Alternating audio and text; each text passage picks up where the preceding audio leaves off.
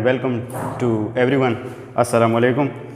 Due to COVID-19, although it is the year of 2021, but still as this pandemic came in 2019, so COVID-19, we are helpless and we pray to God to give us success to overcome this problem, and for that we are overcoming on our educational system, and we are trying to go online. For that online system, we are going to record some lectures for you people, and we hope you will attend these lectures and will listen to these lectures.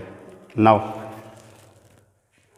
आज हमारा सबक daffodils किसने लिखा? The daffodils poem.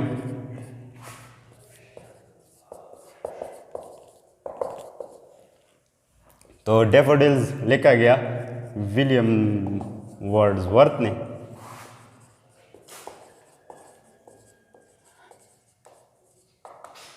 Eight डफ cottage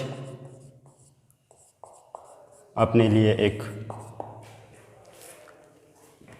घर लिया हुआ था किराए पर डफ कॉटेज में। विलियम्स वर्ड्सवर्थ 1770 में पैदा हुए और आई थिंक सो 1850 में इस जहान से कूच कर गए। तो विलियम वर्ड्सवर्थ जिस टाइम से बिलोंग करते हैं, उस पीरियड को इंग्लिश लिटरेचर में रोमांटिक पीरियड कहते हैं। And this romantic period is not the traditional romantic period. ये वही रोमांस नहीं जो हम सुनते हैं, बल्कि this was the romantic period of nature. जो नेचर है उसके साथ आपका जो ताल्लुक़ था, क्योंकि आप देख सकते हैं एक पुल पर डेफोडिल नरगिस के पुल पर पोएम लिखना एक कमाल की बात है। ऐसी चीज़ों को हम नज़रअंदाज करते हैं, लेकिन पोइट ही वो लोग होते हैं जो इस छोटी छोटी चीज़ों को ऑब्ज़र्व करते हैं, फिर उनको ही बड़ा बनाकर पेश करते हैं। तो नेचर और डेफोडिल्स का ताल्लुक़ यहाँ से हमारे पास इस्टेब्लिश हो जाता है। और अब चूँकि पोएम है, तो पोएम से पहले कुछ चीज़ें हमें बतानी पड़ेंगी जिनको हम कहते हैं literary devices.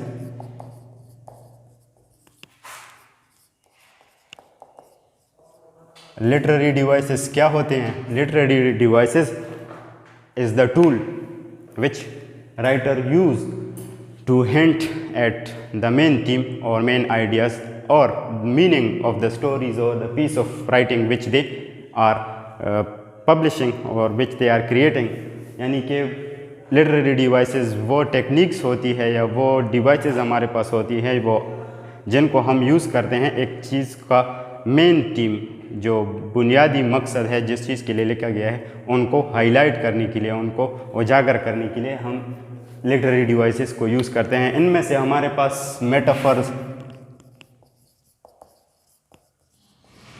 Simile, personification, imagery, hyperbole वगैरह वगैरह। इसके अलावा भी बहुत कुछ है, लेकिन आपके लेवल के मुताबिक यही कुछ टेक्निक्स हैं जो हम यूज़ करते हैं एक पोएम में। तो मेटाफर क्या है? Metaphor is a direct comparison.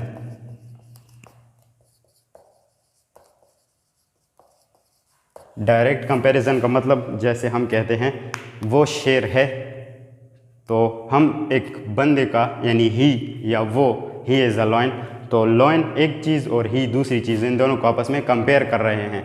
ऐसी चीज़ को हम ऐसे टेक्निक को हम मेटाफर कहते हैं। फिर सिमिली भी कंपैरिजन होता है, लेकिन सिमिली इनडायरेक्ट कंपैरिजन होता है। इनडायरेक्ट मीन्स हम कहते हैं एज या लाइक को, जो like he is like a lion या ही एक्ट एज अ लॉयन, यानी वो शेर की तरह है। डायरेक्ट बात नहीं करते बल्कि इनडायरेक्टली बात करते हैं। ऐसे टेक्निक को हम सिमिली कहते हैं। फिर पर्सोनिफिकेशन में तो आपके पास लफ्ज़ ही पर्सन छुपा हुआ है, यानी कि आप जब नॉन लिविंग थिंग की खसूसियात जो लिविंग क्रिएचर्स हैं उनकी खसूसियात आप नॉन लिविंग थिंग्स को देते हैं।